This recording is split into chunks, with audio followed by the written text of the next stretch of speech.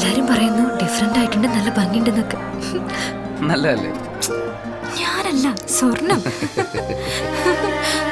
Safa golden diamonds, different by design. വന്യമൃഗങ്ങളുടെ ആവാസ മേഖലയായ വനത്തിന് നടുവിലെ വീട്ടിൽ ഒറ്റയ്ക്ക് കഴിയുന്നത് 77-കാരനായ വയോധികൻ. കാട്ടാനകൾ ഉൾപ്പെടെയുള്ള വന്യമൃഗങ്ങൾ പട്ടാപ്പകൽ പോലും എത്തുന്ന സ്ഥലത്താണ് ജീവൻ പണയം വെച്ച് ഈ വയോധികൻ ഓരോ ദിവസവും തള്ളി നീക്കുന്നത്. ഇഷ്ടമുണ്ടായിട്ടല്ല, മറ്റൊരു മാർഗവും ഇല്ലാത്തതുകൊണ്ടാണെന്നാണ് ബാലൻ പറയുന്നത്.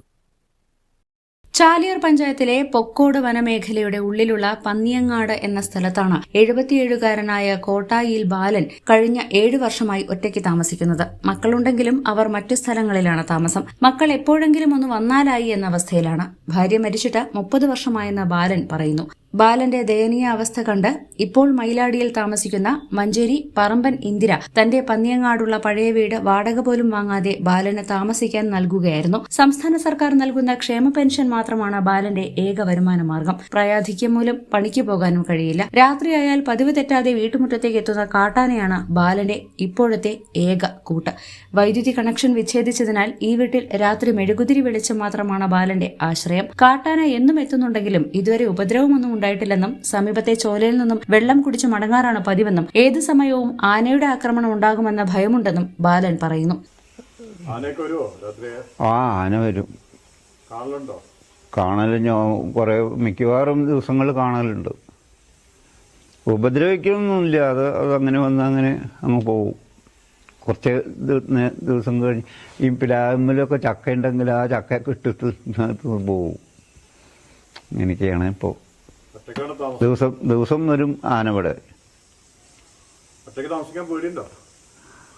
പേടി ഇപ്പൊ ഉണ്ടായിട്ട് ഇപ്പൊ എന്താ കാര്യം? അങ്ങനെ മാർഗമില്ലല്ലോ.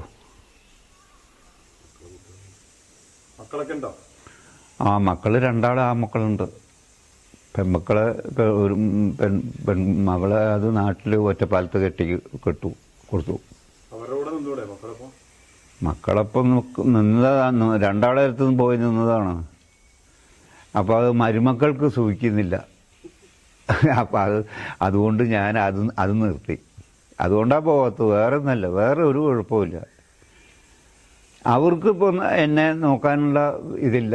അതാണ് അതിൻ്റെ ചുരുക്കം. അപ്പം പിന്നെ ഞാൻ അങ്ങോട്ട് പോകൂല്ല. അപ്പോൾ ഓ ഇതെന്റെ വീടൊന്നല്ല, ഇത് ഇവിടെ അടുത്തുള്ള ഒരാളുടെ വീടാണ്. അതെ, അവര് നല്ല മനസ്സുകൊണ്ടാണ്. അതുകൊണ്ടാണ് ഇപ്പോൾ ഇവിടുന്ന് ഏത് സമയത്ത് കൂടെ അവർ ഇറങ്ങാൻ പറഞ്ഞാൽ നമ്മൾ ഇറങ്ങിക്കോണം.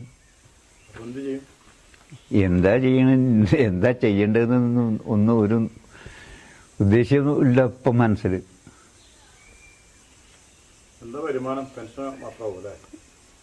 വേറെ ഒന്നുമില്ല, ഈ പെൻഷൻ തന്നെ ഉള്ളൂ.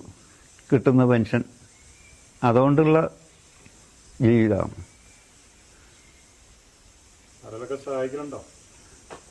അങ്ങനെ ആരും ചിലരൊക്കെ എന്തെങ്കിലുമൊക്കെ പിന്നെ സഹായിക്കാറുണ്ട്.